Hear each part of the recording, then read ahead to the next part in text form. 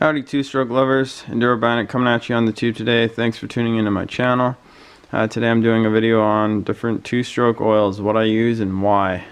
We're talking gear oil, premix oils.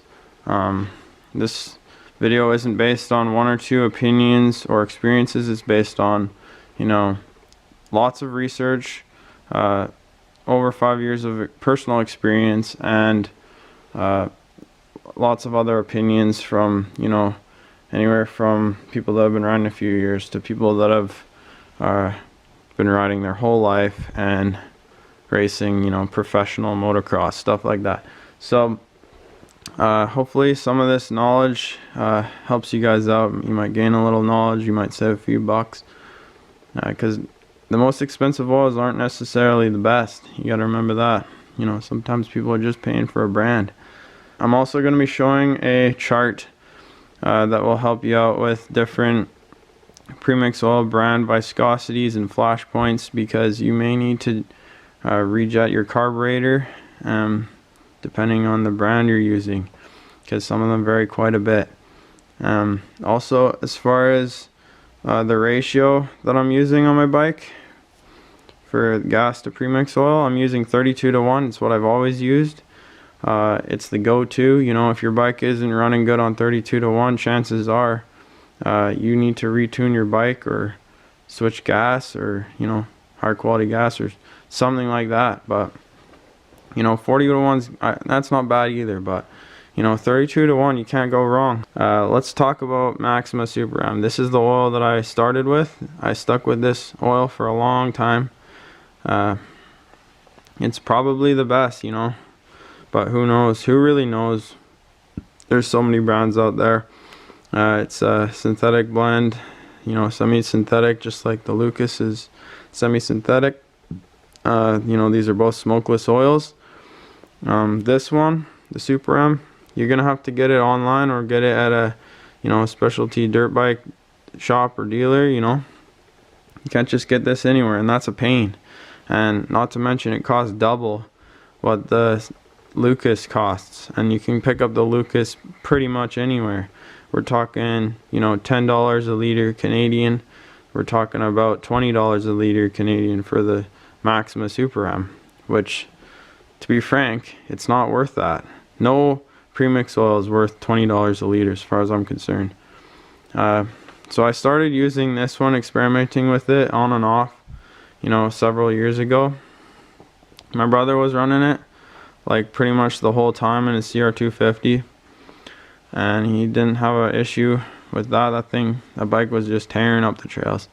And eventually I just completely switched over to this, because I'm not coughing up. The price kept going up on this and the price on Lucas. Lucas products, they're quality and they don't overprice their products. So props to Lucas for that. And another cool thing about Lucas is on the back of their jugs, they put the whole chart for mixing ratios. I don't know if it'll focus, or anyway, it's there. So if you need help doing the math on that, helps you out. This one, not so much. If you're gonna switch premix oils, if you're gonna switch brands, I'd highly recommend running your bike out of gas or draining the gas if you're desperate, before you change to the other brand, because some of these brands don't react well together. Now let's talk about two-stroke gear oil. I've always been running Type F ATF. I've stuck with Pennzoil because I stick with what works. You can pick this stuff up anywhere.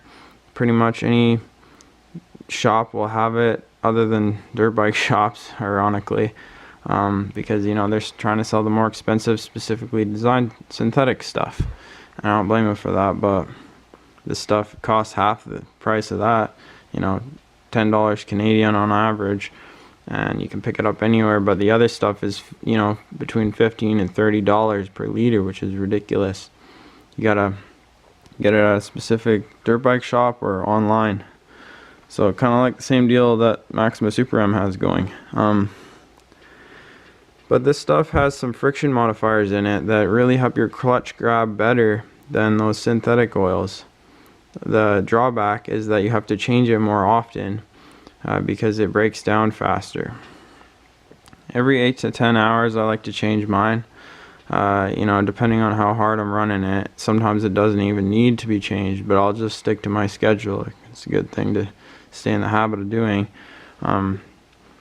But you know, it's never given me a problem. My clutches have always grabbed great on all the bikes I've had. The synthetic stuff, it'll last 15 to 20 hours average before you need to change it out. But you know, you're pretty much paying for the synthetic, you're paying for those extra hours basically between changes. So it's a trade-off. You know, do you want a little bit better clutch grab? You know, I've been running this stuff for many years. Lots of the pros run it. They've been running it their whole lives, racing, motocross and whatnot.